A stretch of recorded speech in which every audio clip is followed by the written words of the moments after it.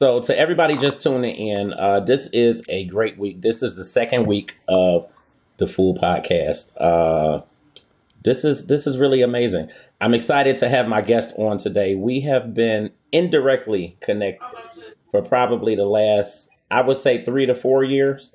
Um, I think we've just kind of been working like in a lot of the same circles. We know a lot of the same people. We've been Hmm. doing a lot of different stuff, but we've never really sat down and done anything together. Hmm. So I thought this would be like a really dope opportunity for us to do something together. I'm like, I've been dying to do something with you. Yeah. And I know I keep reaching out like, hey, let's do the show or let's do this or let's do that. And with me launching this podcast, it's really, I think this is near, like I say that everything is like near and dear to my heart, but this is like really, really big for me because I'm using it as an opportunity to be able to connect with the people that like I truly respect, Yeah. the people that I feel have like truly influenced me in so many different ways. And without us having worked together, Hmm. like really, really worked together, Yeah.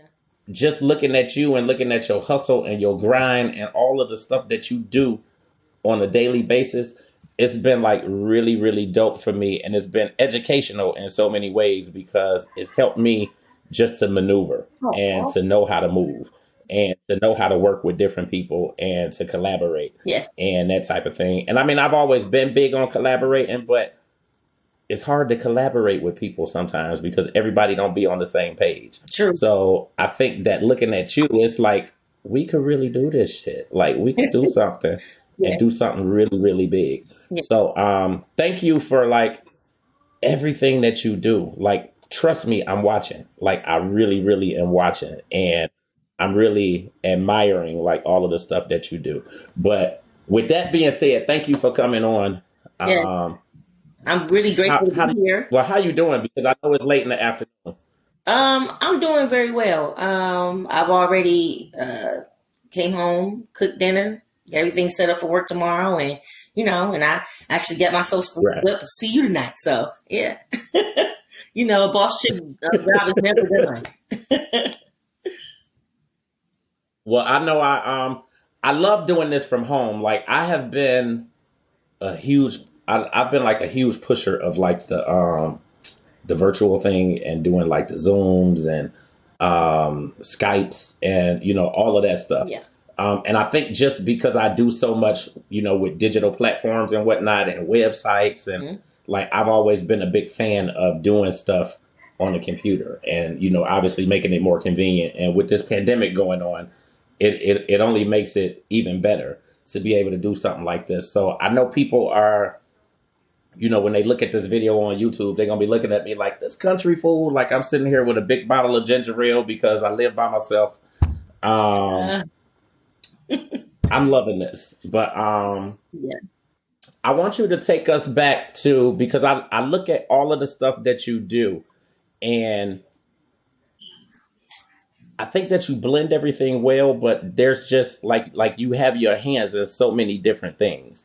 Um, Kind of start in the beginning, like what brought you into this profession, like and I say that really speaking of the promotion side of everything that you do, just because I see you promoting so many different things and you doing so many different parties and just many different events, and I've always admired that. Like I look at all of the stuff that you do and I'm like, how in the hell do she do all of this stuff and put all these events on, and I probably couldn't even do one. um Um, what got you into this profession? well, it was something I stumbled upon. Pretty much, I am the oldest of eight daughters. Okay, and I have eight sisters. Okay. And so my whole brand, if you know, is all about woman empowerment, just putting out female preneurs, should I say, like putting them out there. And it's kind of like Right. a sisterhood, I guess you could say. But with me being the eldest of eight sisters, it makes it easy for me to be able to get along with women just because I'm dealing with eight people that are very close to me with all different types of personalities.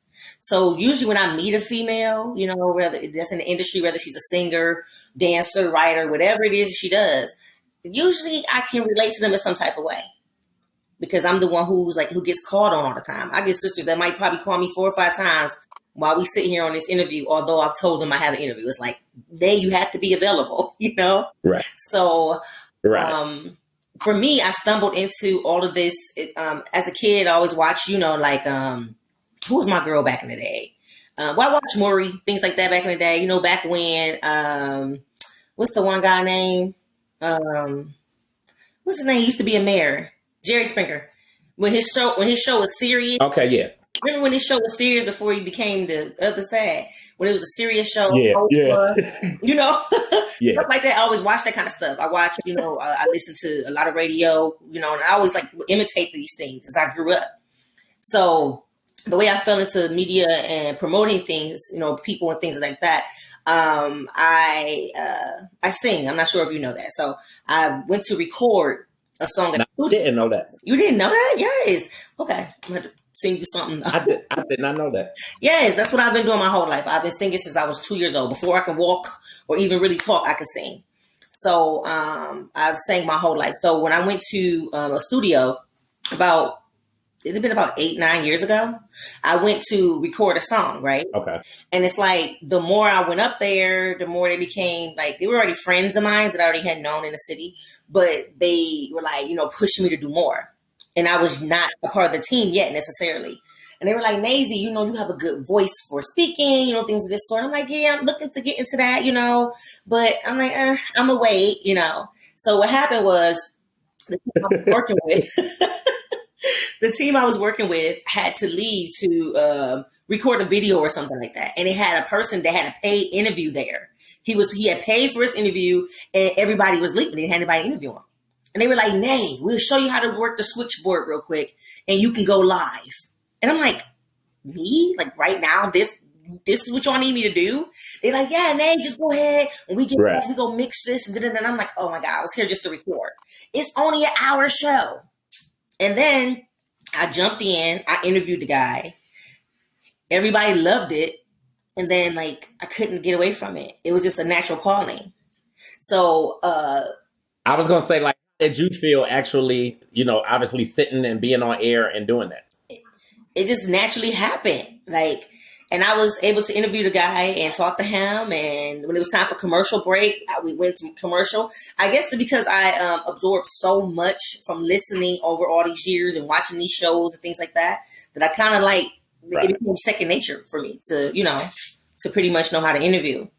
It's amazing how that skill and that technique really just comes to be something that's just natural to you. Mm-hmm. Because like how I'm sitting here talking to you, and like I feel as comfortable as ever. And that's why I love doing these interviews. Yeah. And I think just my interviews in general, like they're never really scripted.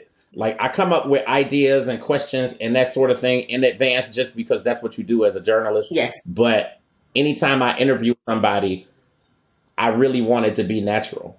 Like I want it to be, obviously like we know each other and like we're good and we cool. And I just don't want it to be like tense and uptight. And so how did you get here? And, asking just like the kind of the, kind of the telltale questions that a lot of journalists will ask you. Right. And I love being able to do that. But, and I say all of that just to say like how you said that it came natural to you. Like this whole thing comes natural to me. But when I talk to people or when I talk to somebody like you, like most people would never know that like my whole life, like I've kind of been like marred by stage fright and not really wanting to talk to people and being scared to talk to people and whatnot. But when I do stuff like this, it's just natural. It's just natural. That's your call. But I don't know. And I'm not even going to front like I don't struggle with it still a little bit today. But doing these interviews is just like natural though. Like I love doing this. That's like with me singing. I tell people all the time, like, although I've performed almost everywhere, like my whole life, to this day, if I have a show come up, I'm going to still be kind of nervous about it. Even up to the moment I hit that stage, I'm still nervous. Like, but once I kick in and music goes, I'm good. No matter how much I practice for the gig itself, I still get nervous. So it happens. I remember watching an interview with Fantasia one time, and Fantasia was like, she has issues like with her stomach because she's so nervous. So like before every show, she might like, Yeah. go to the bathroom or something like that. So I'm like, well, these are stars who are mega stars. They're performing in front of millions. I can handle this crowd that, I'm doing right now, Yeah. Mhm. So like you coming into this, like obviously you started doing these interviews and whatnot, and that came natural to you. What was like your next step then? Like, was it kind of like instant that you knew like this is what I should be doing? No. My next step was so crazy. Okay, so once the show itself had good ratings, like they put it out there, and I was on an internet radio show. So like they put it out there, the show had great ratings, right? So then they were like, you know what? Let's keep doing this, Nay. They like my team was all guys. I was with Black Kush Radio, Black Kush Records at the time, and the team consisted of maybe like 15 guys. I was like the only woman. So I'm like, okay, and they would just push me. They kept pushing me, like, But you be, hmm? but you would be surprised too how many, like, as far as you saying that the ratings were up there, you would be surprised how many more people will listen because it's a woman on there, versus it being a guy on there. That Like people take a lot better to women than they do to guys. Oh, that's sad though, but yeah, I guess. But Yeah. what happened was once we started recording, like they were like, "Okay, Nay, it's time for you to go by on your own with the show." They tried giving me different people to work with for the show, and I'm like, "Okay, I'm not controlling, but I am a perfectionist, I guess you could say." And I would tell them like, "Okay, well, this Right. is what I want, this is my idea, this is my vision." And whenever they brought somebody in to be like a co-host or a host with me, we didn't bond all the time. I'm like, okay, I can't do this. Like I had a DJ on the set, so me and him had a bond like this. Like he would interview from his DJ booth, stuff like that. So we worked pretty well together. And then it kind of like dominoed. Like what I started doing was my show was on Sundays at first, right? And every Sunday, what I would do is try to see who had something going on in the city, whether it was a R&B show to maybe even a spoken word event. And that's what I started doing. I started showing up to all these different things. Like I would literally go online and see who was promoing that week and just show up to every event I could. I did that for a year straight, right? And before I knew it, I was nominated for the Ohio Hip Hop Awards in 1 year. And it was like, wow, because I wasn't like scared. Like I would go to these events before I left that room, you were going to know who Nazzie was. So I made sure that, Right. I pushed. I was talking to anybody. I don't care who you was. You could have been a doorman. Hey, how you doing? I'm Nay. Giving you a business card. I bust my butt Right. the first year. And it's like, and at first, then we won an award. We actually won the award. We were nominated. But then when they called us and said we won, I'm like, oh my goodness, really? Like, you know what I mean? And we had kind of like, albeit quite a few folks who had been in the industry for a while, before me. So this was like so real. I was like, oh my God, like, okay, this is exciting, and, but before even all of this, before that, I still knew a lot of people in the community because a lot of people knew me from singing. And then they also knew me from doing activist work. So I've been an activist since I was 6 years old. I was the youngest Black on Black crime member at 6 years old in East Cleveland. So they knew me from that too, so I kind of like rubbed elbows with a lot of different people, in the city. So I don't know if I got a little bit off track. I'm sorry, but No, you didn't. I think this is perfect because, just getting back to the idea of the podcast, like the people that I'm picking to be on this show, like obviously, well, I won't say obviously, but the people that I'm picking to have on the show, they've inspired me in some way or another. And then I want to use this as a platform to help you shine too. oh, Like obviously, like there's so many people who know about you. There's so many people who speak nothing but positive about you. I had a conference with somebody, and I'm gonna mention her in a little bit, but I had a conference with somebody at 7 o'clock this evening. oh, And I was like, well, yeah, I appreciate talking to you. I appreciate having the time to talk this evening. And I purposely set this time because I knew I was going to be doing my podcast tonight. And I'm having Danae Blount on tonight, Nazzie Nay. And she was, oh my God. I've been dying to work with her. Like, let her know. Make sure you let her know tonight Oh, that we all three of us got to do something together. yeah. So I'm gonna let you know who that was in a little bit. Okay. But I think that that's dope because a lot of times you see people out here and they might be big or they might be on the big scale and whatnot. But then when you hear other people talk about them, something negative always comes out somewhere. Like Yeah. you might have a handful of people that say something positive, but anybody that speaks of you, That's I get nothing but positivity. I get nothing but good vibes. I get nothing but, oh, she real dope. She's somebody real good to work with. And, obviously that's something that I saw a long time ago too. When we were getting down with the label that we was supposed to be working with. yeah. And I just saw nothing but positivity and just the way that you talk to the people that were obviously involved in the project and how y'all went back and forth and just conversed and like I thought it was dope. Like I think that you a class act and I think that I felt that you were perfect. Thank you. So I felt the same way when I met you. But it's so crazy because you went from. Let me tell you, right? Let me tell you how this went. I remember we worked together, but we didn't necessarily work hand in hand with each other. But we crossed paths, in the hallways, things of that sort. Your name came up at different meetings, things like that, And you were just business, business, business. And I remember when I was looking for you one day, I'm like, I haven't seen James. Where is he? They was like, you ain't know, he ain't here no more, right? I'm like, well, where'd he go? He's like, girl, he pursuing his dreams. He doing first, like, you know how the stories, people have different stories for what they thought really happened. So right, one story was that you moved out the country and you was doing missionary work somewhere. And I'm like, missionary? Oh, okay, well that's nice. They're like, no, he doing journalist work. He doing journalist. I'm like, oh, okay. Then another person was like, he started this big organization. And I was just like, okay, cool. So then when I finally saw you, I don't know what event it was. I saw you and I was like, how you doing? And you was pretty much just, it's so crazy. You were so ahead of your time. Like your vision for what you want to do, like what you're doing now, you were ahead of your time because the things that you're doing and wanted to do then, people weren't doing then. Like I believe you had right. started the digital, not just the marketing. You had the digital magazine, I believe. Is that correct? I'm still doing it. But it's Yep, still doing but it. But nobody yeah, else was doing that. Nobody, no, especially when you were starting it, nobody else was doing that. So to me, when you was telling me, I'm like, oh, that's pretty cool. Okay, that's different.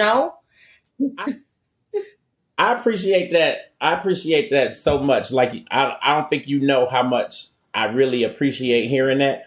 And like I try to stay because I. It's funny that post that I sent out this morning, the text message I sent out Yes. just about being humble and being grateful. And like I try to make sure that I stay grateful. I try to make sure that I stay humble because all this shit could get took away Yeah. just like that. Yes. So I try to make sure that I stay humble. But the one thing that I do make sure that I recognize all the time is that I know that with the digital magazine, I was far ahead of my time when I Yeah. launched it because Urban Grandstand it actually was another name for 8 years prior to that, Oh wow. or actually longer, probably 10 years prior to it being Urban Grandstand. It was another name. Okay. Um, So I actually launched back in 2003. Okay. And I've done so many different things. And I know that like you and I, we've kind of spoke on the Bone Thugs thing Yeah. and me connecting with some of them and whatnot. Like there's reason behind that because regardless of anything that you might hear with them and I know that they do a lot of positive but you also have people that kind of speak a lot of negative too. But regardless of anything that you hear, like they have been instrumental and a little bit hands on Yeah. just with my journey and with me doing different things. And like I always look for ways to kind of get back to them and say thank you. Thank you. Right. Um, I try to figure out a way to say thank you to them because if nothing else, they helped me follow my dream. Wow. A dream that I probably never would have realized if I didn't seek them out and whatnot. Right. And I mean, what I can say is that while I have not interviewed them like collectively. I've interviewed each one of them separately though. Right. Um, and a couple of them a couple times or a Okay. few times. So it's been really, really cool. They've been really, really instrumental. And like, even in the same breath, like I always try to reach back out to Russ Parr because he's who got me into 93 and 107. Wow. And, and, and I had been trying for, probably 2 to 3 years to get in there, Wow. and nothing was happening. I couldn't figure out nothing. Actually, I kind of touched on that a little bit in the message I sent out this morning too. Yeah. Like I had been trying to get in there for probably 2 to 3 years, and I reached out to Russ Parr one day. I was going to the University of Akron, and I reached out to him, and within 15 minutes, like I had an interview, Wow. like a couple days later, Yeah. and got in. So, you know, I try to be humble. I try to be grateful. And just know that this stuff can, you know, obviously be taken away. But Yeah. I will always, you know, speak on the fact that I know that I was ahead of my time with the magazine, though. Definitely. I'll say that. Like I remember even when you were pitching it to people, right? And I remember walking down the hallway and you had told me about what you were doing. I was like, oh, that is so cool. I was excited about it. So it was like a couple artists in there from the event. It was the folks from was it Slip and Slide? I can't remember what team it was. Whoever, no, it wasn't Slip. Look, that's gonna make me a little mad too, because you know my pitch was not the best. It was Yeah, it not was the good greatest. though. Like when I mean, but well, you say that it was, but I think that, you know, when you get back to like that stage fright and then always being overcritical of yourself, and like a lot of times when I talked about it, I would always be like, God damn, why did I say that? Or I should have said XYZ. Or like, fuck, like this man, fuck it. Like it ain't even. Yeah. But I remember when you pitched it and you were telling me about it, and I thought it was so dope. And I remember going down the hallway telling other artists about it. I'm like, you know, I know him. He Yeah. do right there. Yeah, he got, and you had all these equipment with you. You had all these equipment. So I knew you was serious about what you was doing, okay? You had all the equipment. And I'm like, look at him. And I was just telling people, I'm like, he got a digital, you know, magazine. I'm like, y'all need to get over there. Y'all need to get on that. Get aboard. And I remember you being in the hallway with a few people. So, you know, and I was just telling everybody I could, you know, even as I went along throughout, Yeah. Years went by, I still was telling people, like, you know, y'all got to get in contact with James and he doing this, you know, even I believe, it might have been even that next Sunday, because I remember we did like a whole briefing over, like a review over everything that we had done that weekend. And I remember speaking about it on my show before, Right. too. And I'm like, yeah.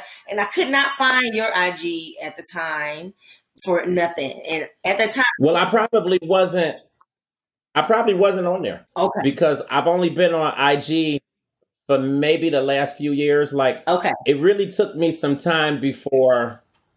It really took some time before I really sat down and put the business sense to it. Okay. And really said, like, okay, this is what I need to be doing. Okay. And this is what I need to do to get my face out there, and obviously to get the product out there. Yeah. And basically just knowing what to do. Like I think my downfall over probably a good 10 years is that everything that I was doing, I was just doing it for the fun of it, because this is my passion. So like I've been working for university hospitals for 20 years. Yeah. So like I was on the management side. So my mindset at the time was like, look, I got a good job, I'm making decent money, and I'm doing what I love to do. Yeah. And like I'm good. Yeah. But the real mindset should have been making my passion my job and leaving that other shit alone. But it's not. So I mean, I'm there now. I'm sorry. It's not easy when you have people that. Oh no, go ahead. It's not. The thing is, like, Yeah, you are so right. You're the head of the household. So no matter what your spouse makes or the person you're with makes, you still have to be the head. You know what I mean? And you have little people dependent on you. It makes it a little bit harder to go ahead and pursue your dreams. And that takes me back to what we originally spoke about when I went ahead to pursue my music full time. I had the job, like you said, at UH, but before that, I was just doing hair. Like I'm a licensed cosmetologist. So I have my managers in that too. So I was just strictly doing hair. And then I got tired of doing hair, and I'm like, you know what? I'll be singing to my clients while doing their hair, and they're like, "Hey, you got to keep singing." And I was more so known like for Right. in the church or even at the visuals, things like that with black on black crime. Like if somebody, a family was going through some hard times, I would sing, things like that. So, I had to follow that. So when I worked at UH, I'm like, I can't just go part time because I have a whole roof I'm taking care of. I'm a single mom of three. So it's like, I'm not getting child support and all of that. I had to make it happen for myself. So, I worked at UH as much as I could, but I'm going to tell you one thing about my staff. When you have a group of people who believe in you, and I was blessed to work in ICU. So my team, I swear, sometimes I would be in shows coming back at 2, 3 in the morning. And they knew, like I would give them things Mhm. up, like I'm gonna be tired. And UH start early. Our shift started early, sometimes 6, 7. So I would get there and tell my Yeah. team, like, I'm tired today. And they were just like, as long as I did the part that they couldn't really do, if I get my part done, they're just like, Right. go on, Nate, go on the back and just chill a little bit. You know what I'm saying? They'll give me a chance to just to pull myself together Mhm. so that, and they were just so supportive. They were so supportive. So it was good to have a great support system. You know what I mean? But Right. yeah. And I'll say the same thing. Like, obviously I've been there for so long. Like they've been really supportive of me and my dreams and the stuff that I wanted to do. Yeah. I mean, the reality is they paid for probably 3/4 of school. Wow. Yeah. Um, Mm-hmm. yeah, I mean, they paid for a lot of school because of the tuition reimbursement. Yeah. Um, I was able to intern in the media relations department there. So, I mean, I've done some stuff there with their media team. I mean, it's been a lot of stuff. That's So, nice. yeah, it's definitely been a lot of stuff. But you got to be grateful for those things because a lot of people don't get those opportunities. No, no. And the one thing about working for a company like itself, by it being a private entity, I guess you could say it is kind of like UH. I would say it's a private company because the way they do things, they do it their way and nobody else's way but their way. You Right. know what I mean? Yeah. So it's like, Right. yeah, because like, working for opposing companies, I'll say that. It's like you don't know who to call for this, you don't know who to call for that. Being with them, I knew exactly who to call for what Mm. I needed. When we had things for like, especially when we worked for the small sites, we were able to bring entertainment. Like our vice president had a reggae band, and we were able to entertain the community with that, and get the community there to get shots and things of that sort. So I'll say that it's a huge difference working with the company that I once worked for you guys at once. I'll say that that team was much different than Right. the experiences I'm having now. It's much different, and I appreciate those days truly. So now, independent boss chicks. How did you get to that point of launching independent boss chicks? What's funny is this. Okay, so like I told you before, I was singing to my clients when I'll be doing their hair, right? And they knew that whatever money I made that day for doing hair, because I would start while the kids would be in school at 8 a.m., drop them off, do hair. They get picked up at 3:30. I'm done with my last client by 2, so I can get dressed, go pick the kids up at the PTO meeting night. I'm there. So I'm like, you know what? I'm doing this. You know what I mean? Independently on my own. No real help. I mean, except for my parents' help, things like that, my sisters. But Right. but as far as financially, getting it on my own. So I remember like just singing to the girl I was singing to, and for some reason I just started saying, because I'm the independent boss chick, and she's like, "Oh, Nay, that's a good name," and I'm like, "That is." So uh, when I went to the studio, I recorded Independent Boss Chicks. I have a song called IBC. And from that, like the song was such a big deal that I was like, you know what? I'm about to make a brand. You know what I mean? And my manager at the time was saying, Right. "Nay, you are your brand. You're a walking brand. You are Nazzie Nay, yes, the artist. But Always. you know what I mean?" And the whole time, like I told you, it was nobody who would leave the room without knowing who I was. I would go to everybody, but I would push my cards. My cards would say hairstylist. To this day, they still do. Hairstylist, radio personality, and CEO of the Independent Boss Chicks. And pretty much IBC is what it is. Independent Boss Chicks. We have I guess you could say a mission statement. Is I am no, hold on. I am she is them, VIM. Together We are Yeah. the independent boss chicks. And it's so important to me, that, it's all about femalepreneurship. Like being a hairstylist, things like that. I had to get out there on my own, get clientele, get people to trust me to enhance their Right. beauty, things of that sort. It's hard to get people to trust. And I noticed, like, as I was going along in the industry and as I was coming up, I noticed a lot of the women were kind of like put to the back burner. But with me being the only woman with this team of 15 to 20 men, and the way I was respected and the way they Mm-hmm. protected me and took care of me, Mm-hmm. I'm like, you know what? We don't have to be pushed back like this. We're powerful. And then, as I went along, as I met other women who did the same things I did, that were independent, the women who were, on about their business, taking care of families, things like that. A lot of them could relate to my sacrifice, especially in the media world. So a lot of the ladies like just gravitated to me. I gravitated to them. And a lot of the artists, the female artists, like gravitated to me. At this point, back then, I've been in the industry about 9-10 years. But at this point in the industry, Mm-hmm. I'm getting called Auntie Nay. I'm like, I was uncomfortable with it at first, no, let me tell you, I was so uncomfortable with it. But when the women say it to me at times, this usually are younger ladies, like 23, 24, it's such a respect. They're not saying it to say like, oh, you old. It's a. It's respect. I was gonna say it's a level of respect. Yes. Yeah. And I watched the interview with Oprah one time, and Oprah totally chewed this lady out for calling her Auntie Oprah. And she was so mad. And I was looking like, just because she rich don't mean she got it together. Just because she rich don't mean that she understand. Right. Like, and when you're actually down here Right. in the real world and you're working with real people, everyday people, it's okay to be called Auntie because when you walk in my door, right? My children, each one of my 8 sisters walk in, they're not called by their first names. They're all called Auntie such and such, Auntie this, Auntie that. So, and it's all about respect. My nieces, my nephews, Auntie Nay, So it's all about respect. And I thought about it long and hard. I'm like, I'm not mad about the girls calling me Auntie Nay. It's respect. And they look up to me. A lot of women, they DM me, asking me questions. What can you do? I recently just had an event where with a collab with a young girl named Kia. And she had an idea, but we were in the middle of the club, right?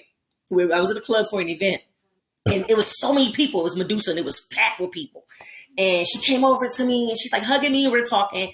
And she's like, I have an idea, and I want to run this by you, And she had a few drinks, and I was just listening to her, and my friends all behind me in the section, just having a good time. And I'm like, I'll be with y'all in a minute, but I had to hear her. Like, I had to hear. I'm very spiritual, so my spirit said to listen. Right. What was going on around me? So it seemed like everybody disappeared in the club, and it was just me and her talking. And she's like, I really want this event to happen. Mm-hmm. I'm like, well, how soon do you want it to happen? She's like, really soon. She's like, I want to do this. I have my whole vision. I'm just nervous about doing it. So I was like, hey, call me tomorrow. Let's work on it. I'm like, I got you. And we did. Listen, that event went down within 3 weeks. 3 weeks, her first event. But that's dope to be able to put something together like that. Yeah. It's just about having you just got to believe. And with me, it's like, I swear this one person did an interview about me one time. Not an interview. He did like a piece on me in his magazine, which to this day, I don't know where he is, but he did a piece on me, a quick piece. And it was just like, Nay is the connection in the city. Like if you need something, hit up Nay. And it's like, that's only because I put myself out there to be connected. You know what I mean? Like all those events, it paid off. Being out and late, I'm telling you, like a whole year straight. And to this day, I don't go to everything as much as I used to because I used to give so much of myself to the point where I would be drained. Like we would have a cookout and I'd be like, hey, y'all, I got to leave at 7 o'clock. Right. I got to, and my family, they dealt with that. They still like, let the kids stay. And I'm like, oh, thanks. And I wasn't one of the moms who wanted the kids to stay because I was trying to go get some action or something or to do something else. No, I was just chasing my dreams and I didn't mind them being with people who I trusted, which is my family. Yeah. So I was grateful for that. You know what I mean? So, yeah. Yeah. So I would say that you're probably that you're the queen of networking. Like you're really good at networking and obviously pulling things together, pulling people together and collaboration. So what type of advice would you give anybody, that's looking to get into this type of business? especially with planning events the way that you do? Well, it depends on, okay, if they're looking to jump into the media side of everything, it's all about educating yourself. I was just blessed to have a natural gift where I didn't have to go to media school and all that. I did have a guy Right. named Harley. I'm not sure you're familiar with him. He worked at 1079. He did some training with me one on one, Okay. to help me out a lot as far as the professional side of it all. So what it should sound like, although I thought I knew it all. You know what I mean? Um, also, it's just all about being consistent.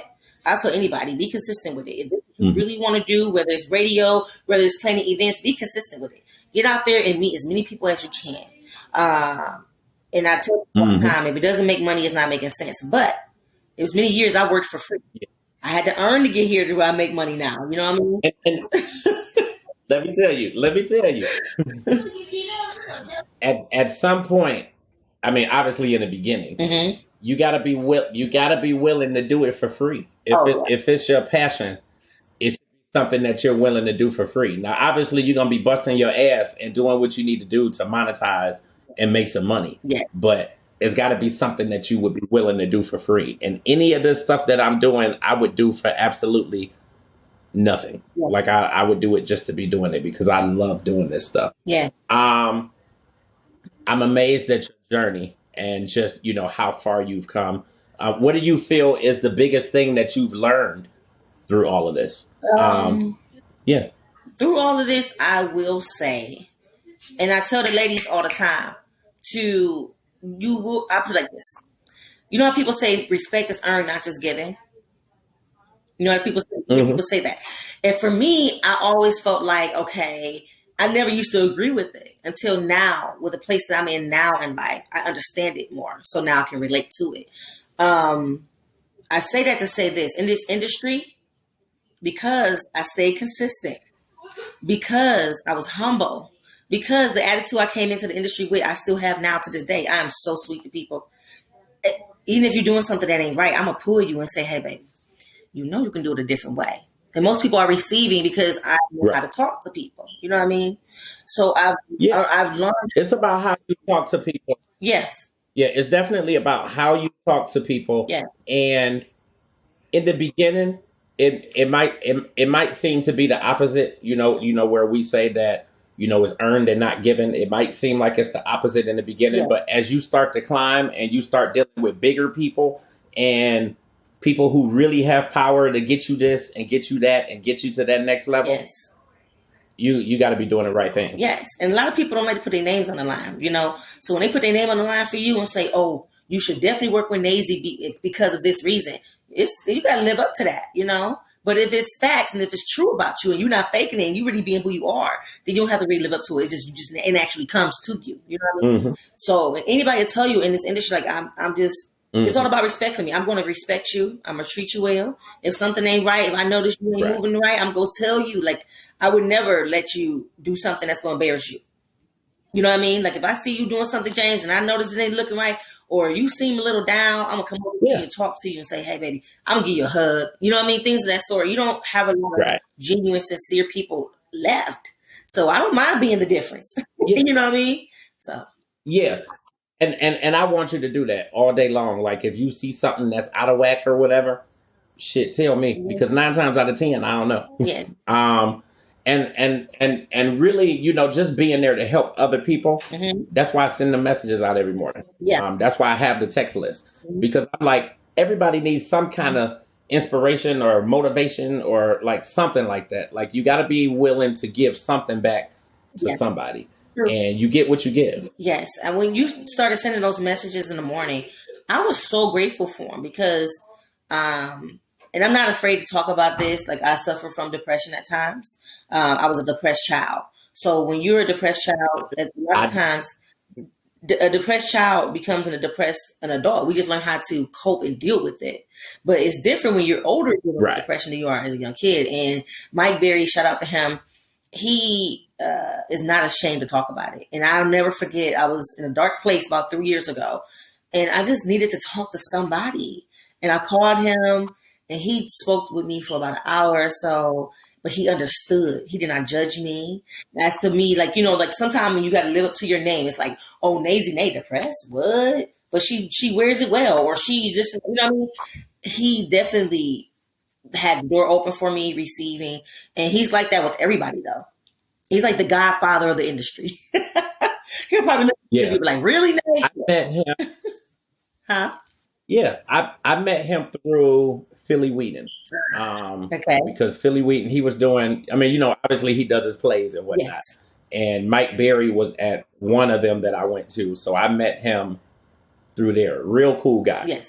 And I get the depression thing. Like I spent from 2018 until sometime in 2020 depressed, ready to jump off a bridge. Wow. So like, you don't know what nobody going through. Yeah. Like you have no clue what anybody is going through.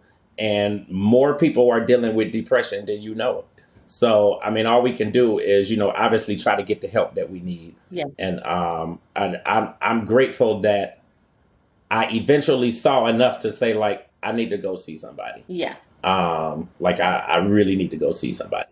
But and obviously a lot of people don't get to that point. But I mean, that's good that you obviously were able to get there, and that's good that you deal with it, in the right way. Mm-hmm. Because a lot of people don't take the time to actually deal with it and figure out, what's going on or admit to it. And I'm not ashamed to talk about it either, because that's life, man. Mm-hmm. Like, it's so much shit going on out here, and now with this pandemic, like, it's so much going on. It is. So, like I just was at the doctor's office with Elijah earlier today because I thought he might have COVID or whatever. Okay.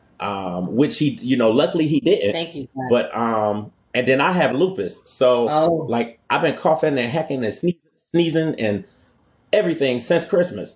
So then I'm like, well, shit, maybe I got it. So I got tested and I'm good. But I had it last year, summer 2020, and it was horrible. Like it was like half dead. Like it was horrible. I was down for like 4.5 weeks. Oh my God. But, that's partially because of the lupus too. Yeah. So it's so much stuff going on out here that, like, I get it. I get it wholeheartedly. But like, I'm glad you're here though. Like I'm glad that you're out here and doing the stuff that you're doing and doing so amazing with it. Like I look at all these events that you put on, and I'm just like, I don't know how the hell she did it. Like I have no clue.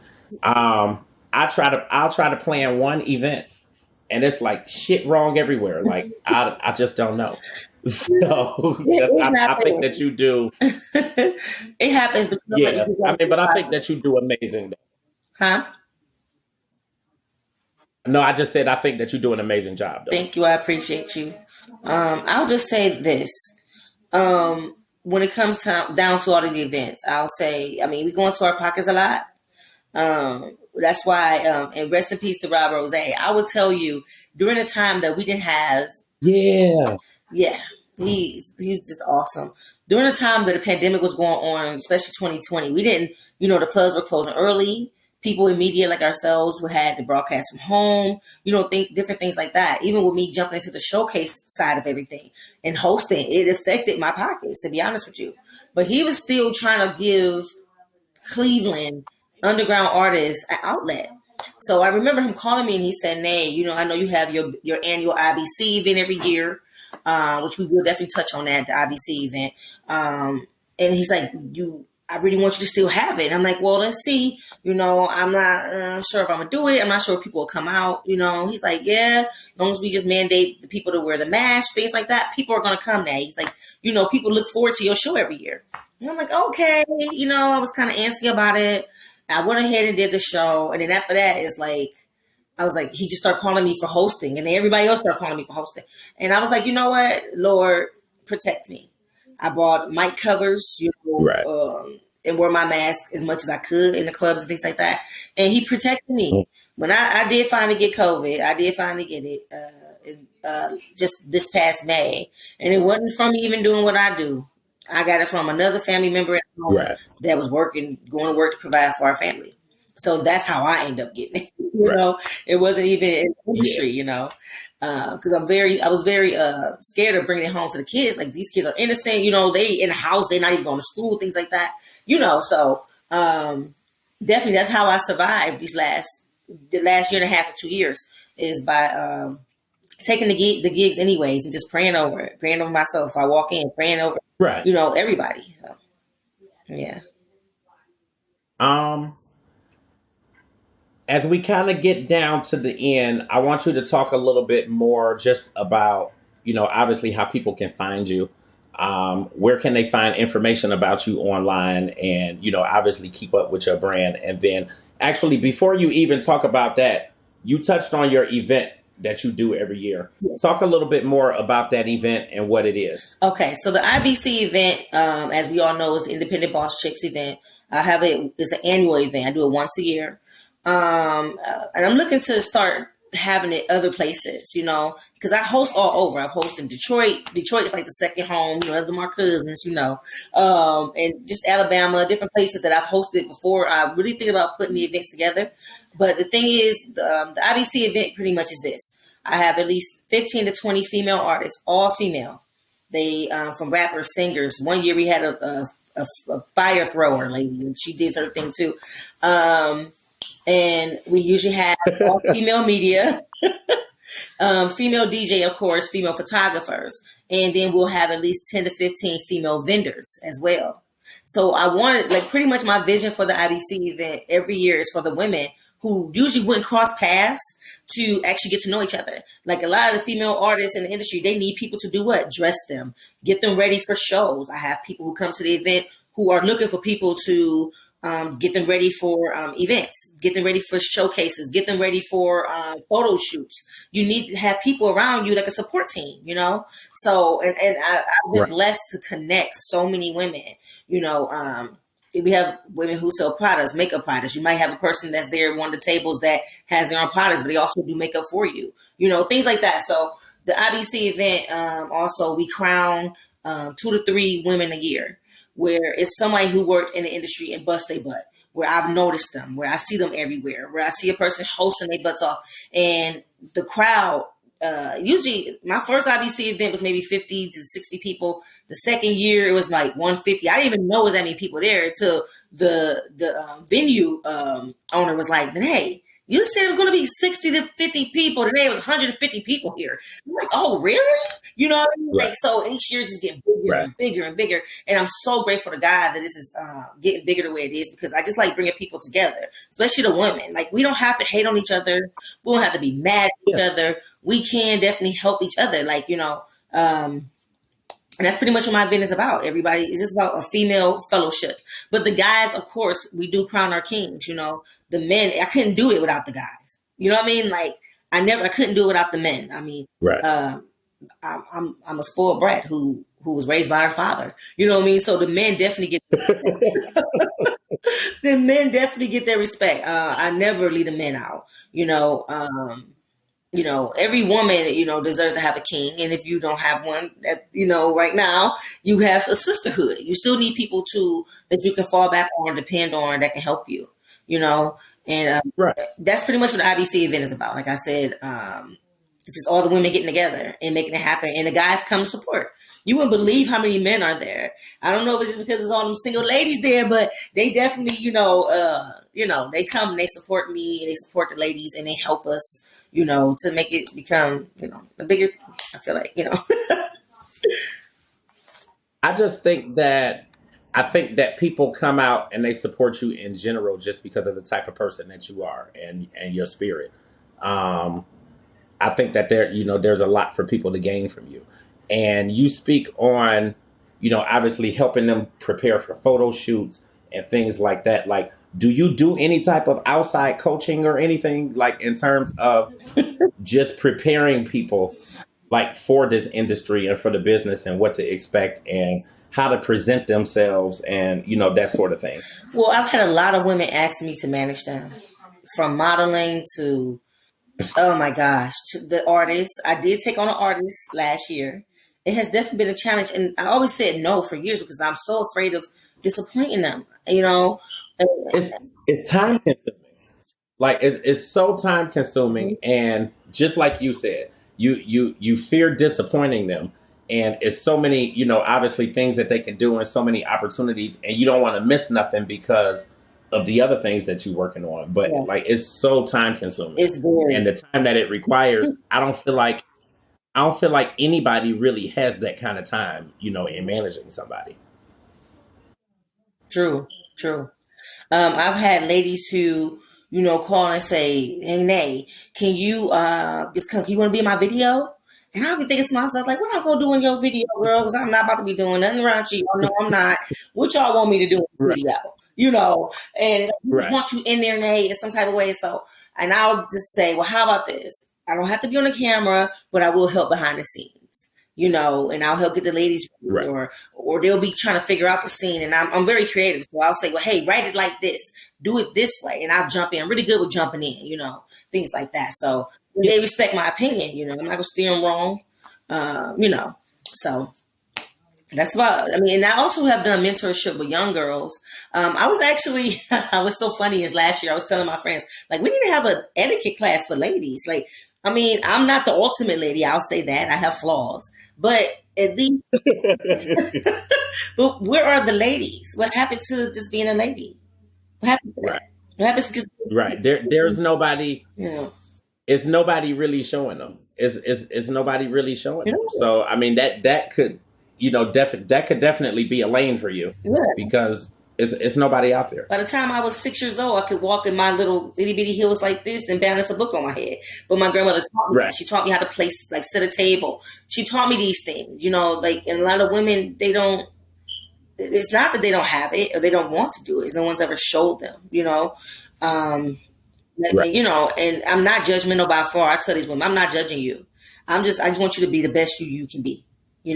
So Right. who doesn't want to respect the lady when she walks in the room? Yeah, you can walk in, you can be beautiful, but you have to walk in and also be a lady. People, men and women love when a woman walks in and she's just glowing. Your glow doesn't necessarily just come from Mm-hmm. how much makeup you got on. Your glow comes from many things. It comes from your, I won't say respect. It comes from your confidence, things of that sort. Being a lady, you have to have confidence with it. I don't care if I'm 1,000 pounds, okay? Because I've gained quite a bit over the years. But at the end of the day, I'm still confident. I'm still a lady. So Right. being a lady consists of just, It's your confidence, it's yeah, your spirit. yeah, working with what you got. Yeah, your That's what confidence, your spirit, your attitude, like all of that's all of that. Yes, yes. Mm-hmm. So now, for people that want to keep up with you, obviously there's Instagram, so they can get you on Instagram. But where else can they get, information about you and about Independent Boss Chicks? Okay, so I have 2 Instagrams. I have my first page, which is like my business page for like radio and my woman empowerment, things like that. That's the Nazzie page. That's NAZZIE_NAE. Or I have my Mm-hmm. IBC page, which every Thursday I promo 6 women. So at least 2 of the women are either artists, rappers, something like that. 2 women are the female entrepreneurs in the city, and then the other 2 are usually just like random things. People might have a show or a pop up coming up. I'll promo those people as well every Thursday. So what happens is once you're on my page, the other people who are part of IBC, they'll go ahead and repost you as well, or either follow you if they're not familiar with you. And that's pretty much what I want it to be about. Okay. My website. It's like, the thing is this: I've prepared myself for a website for so long, because I have IBC merch. Yeah. But the problem is, it's like I'm looking for a dependable website that has memberships. So when you go onto my site, I want you to be able to connect. Like how you Google, you go to regular Google and you look up somebody. Well, I want you to go to my site. Yeah. You want to work with another female and say, hey, I need a makeup artist tonight. I'm in this city. Boom, boom, boom. I want you to be able to look on my site to find that. It's just that I have yet to find anything that accommodates the vision that I have, and I'm not going to just put anything up. So right now I'm using Instagram and things like that, and it's working for me right now. But of course, I want to graduate to actually having memberships. Okay. Huh? Well, keep that under your hat. Keep that under your hat. I do websites, and I'm actually building a platform for people to subscribe to the magazine now, since it's Nice. completely digital. And I actually have a platform in place, but I'm just kind of perfecting it though. So just keep that under your hat, because Okay. I think that once I'm done with that and everything that I'm working on, I may be able to put something together. Okay. Well, I'm gonna keep that in mind. Don't have me stalking you now. I'm stalking you. Yeah. Yeah, just keep that under your hat, Thank because I think I probably can put something together for you. I just need to finish all these other little platforms that I have, and once I get that done, Yes. And you know what? That's the then thing I think about, I can do I'm something. not afraid to say that it's not all together. Like every day I'm learning, every day I'm Oh figuring yeah, things out, you know. And that's the one thing, that's why I like the woman to be comfortable in the IBC world itself. It's like, it's okay to still be mm, working on it. You got to perfect your craft. I see a lot of right. websites. I see these sites out here for people who have big names, and the site look like trash a lot of times. And I'm like, come on now. I'm not putting out any trash. Like right Yeah, now, this is what I'm doing as far as the women, listen, they're connecting, and that's what's important to me, you know? So, yeah. But, everything is a work in progress. and, Everything is a work in progress, yes, and it's really the same thing for me. yes. Um, it might seem like I have everything together, but trust and believe. Like I'm sitting and thinking all day and brainstorming and trying to pull everything together and just make it more cohesive and make it make sense Yeah. instead of me having like 10 different websites and whatnot. Yeah. I'm actually merging everything now Oh, that's to gonna be my nice. personal website. So That's gonna be real nice. it's time consuming, Yeah. but it's time consuming, but it's coming together though. So I've been excited about your magazine on this note, forever. I'm just ready to see it all. yeah, yeah, like we're actually shooting a cover on Friday. Oh, So it's coming very, very soon. Like we're shooting the cover for this premiere comeback issue, okay. even though it's all digital.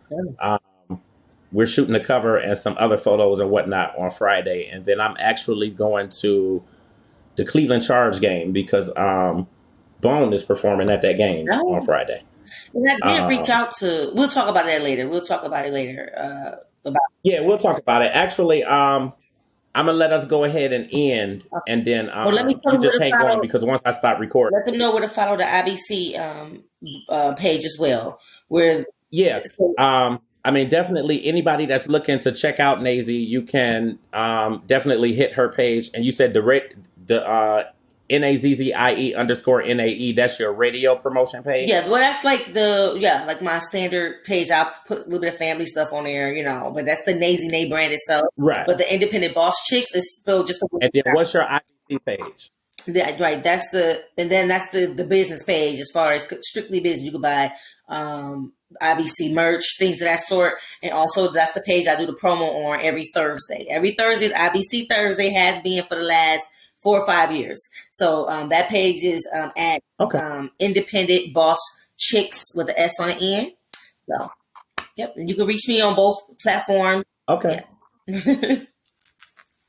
And yeah, you mentioned that merch again. We're gonna get this website going for you because we need to get you a website so that they can buy your merch on Yeah. the website. Because when I'm hosting, So I get we gonna I get bring that my little going. table and I set up my merch, but I want for the ladies to be able to see what I really have. I have so many things under my Right. little, like just everything is pretty. I put it that way. So I think that's amazing. I love what you're doing. Like I said, I think that you do an amazing job. I think you do an amazing job for women, but ultimately, I think you do an amazing job for us and for our culture. thank Like, coming into this, you just run into a lot of scenarios where it's dog eat dog and nobody wants to work together. you.